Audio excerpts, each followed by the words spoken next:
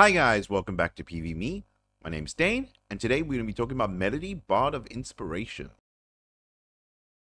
You might have seen Melody come out in the Around the Table set the Professor released with LSS, and she's recently become one of my favorite heroes playing UPF. She's quite interesting. Melody Sing Along.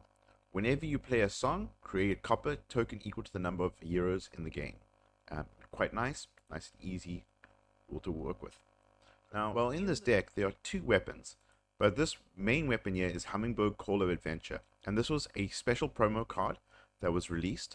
If you actually go into the card, it has the two sides to actually say to you the text. So over here, it says there, at the start of your turn, choose one. Each hero creates a quicken token, or each hero draws a card, or each hero gains 1 life. This is absolutely great in this format. Being able to supply your group with either extra cards or especially a quicken token, it really makes the dungeon crawler quite manageable. It runs the basic equipment that is found in the Round the Table set. Fiddle D, destroy this. Each hero creates a might token. Go again. Heartthrob, destroy this. Each hero creates a vigor token. Nom de Plume, destroy this, each hero draws a card, and then obviously Quick Step, destroy this, each hero creates a quicken token. Go again. Very nice, very simple, easy way to buff your team. It plays the traditional Bard cards, but then also has some the generics. Coax the Commotion. If Coax Mode hits, choose any number. Each hero creates a quicken token, each hero draws a card, each hero gains 1 HP. So it's really good here is you can actually choose with your Hummingbird to have a quicken token, and then you can attack with the Coax of Commotion, and by doing so you then trigger all three.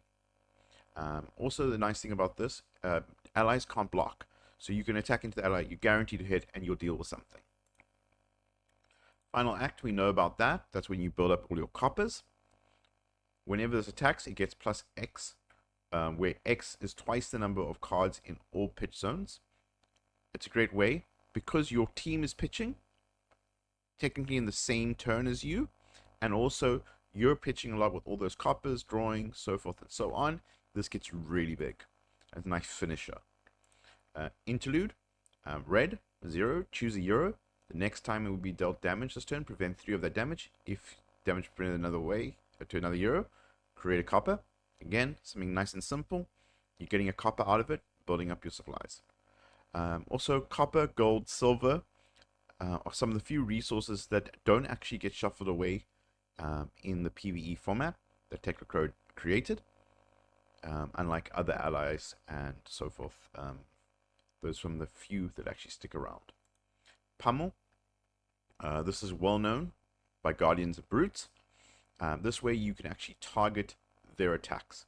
So the idea behind this deck, Bard of Inspiration, is not only to draw your hand or draw cards for your allies and so forth, it's also then to play something that pumps their spell a little bit bigger. So maybe they're out of resources, but you have the extra cards in your hand.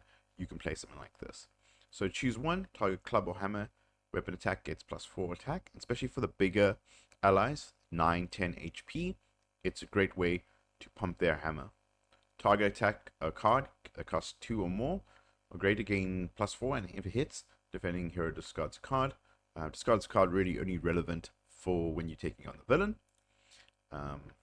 Then Razor Reflex, another one. Pay 1, choose 1, target sword or dagger, weapon attack gains +3. Again, this is when you maybe have a ninja in your team. Normally you have a guardian, a ninja, or something with a sword. You have that. But then also target action with cost 1 or less, gains +3, and if hits, attacks gain go again. Another great thing, get that go again in. Reinforce the line. Target defending attack action card gets +4. You can then target your allies defending cards. That way you're less in danger, especially if you use PvP formation. So it's great. Encore. Return a Bard attack card from your graveyard to your hand. This goes later with another card, Remembrance. So obviously you really want to come back and get Final Act. You only have 2 of them in the deck. So if you're going to cycle through them quite often, use that get Encore to bring it back directly to your hand. You can still attack with it.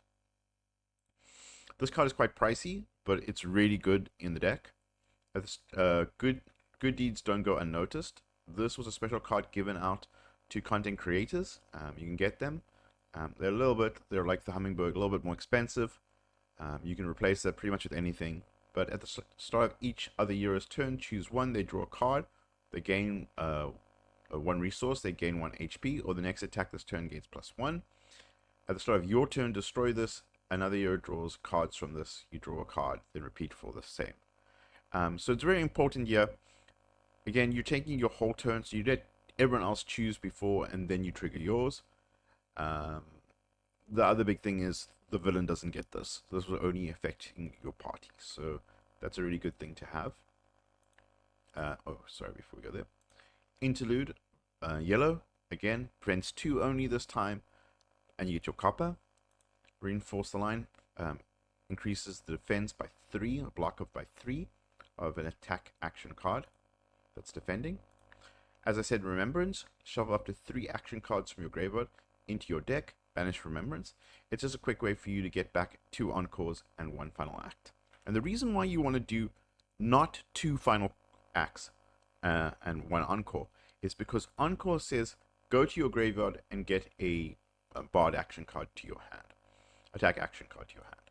That way, by leaving 1 final act in your graveyard, you can go fetch that always. So then in effect you're getting 3 more final acts, so you're getting a total of 5 for your period before you shuffle them back in. Interlude blue, and then we have Pummel blue. This only gives you +2, but again it does get that discard, and you only want to use it in the late game really.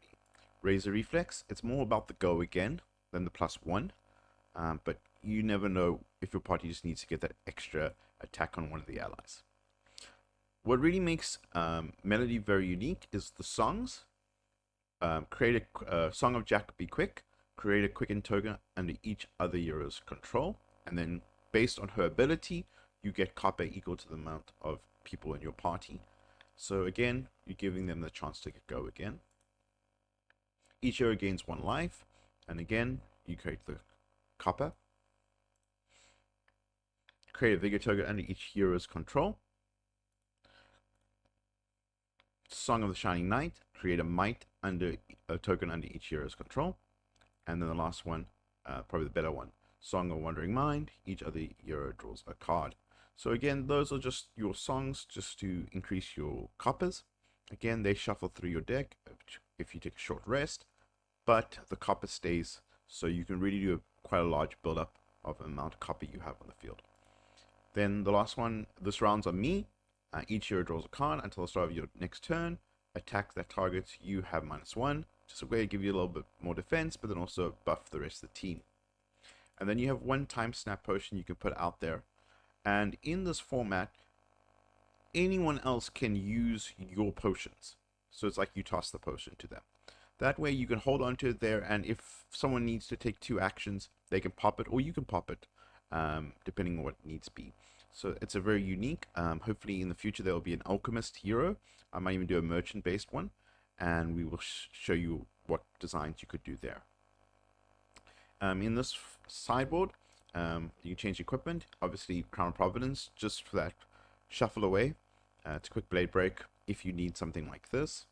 In this format, Vendel Spring Tunic is extremely strong. Once you've already popped your main chest place, you equip this, and it just instead generating resources. You don't ever actually block with it. Gambler's Gloves are very important in this deck. It's used to re-roll anything the dungeon may create. So they start creating roll dice, create X, zombies, or so forth. You can actually have influence on that. Hope Merchant's Hood, a way for you to shuffle away cards, especially useful if you're using the final act and you've drawn many cards and you're sitting there and maybe have a handful of red. You can shuffle them away and maybe get blue to pop your coppers. Jinglewood Smash Hit, again, if you're in a situation where your weapon is not doing that much or you're not doing any damage, you can swap out to this, and you can then create pinpoint, might, quicken, or vigor tokens under a certain euro. You create coppers, but then also has 0 attack when this hits destroy it. It's not 100% great. You could maybe play this first and then play Hummingbird, but that's up to you. And then Mage Master's Boots, destroy this, boots the next non-attack action card you play this turn, gains Go Again. It's great for songs. If you want to just do maybe a double song in the turn, you can do that. Also, again, if you want to play with anything else. So, yeah, it's really unique. And then, obviously, Copper, Might, Quicken, and Vigor. There is a version that you can also create silver or gold, but this is quite unique. And the fact is that it creates a lot of copper. Every song you're creating, if you're playing a party of 2, being 2 copper, plus you're doing your defenses, and you're really holding on that to the late game. Guys, thank you so much for joining me for this short one on Melody, Bard of Inspiration. I'll keep bringing more deck tech to you for PvE, what it might look like in the future. Until next time, see you then. Bye.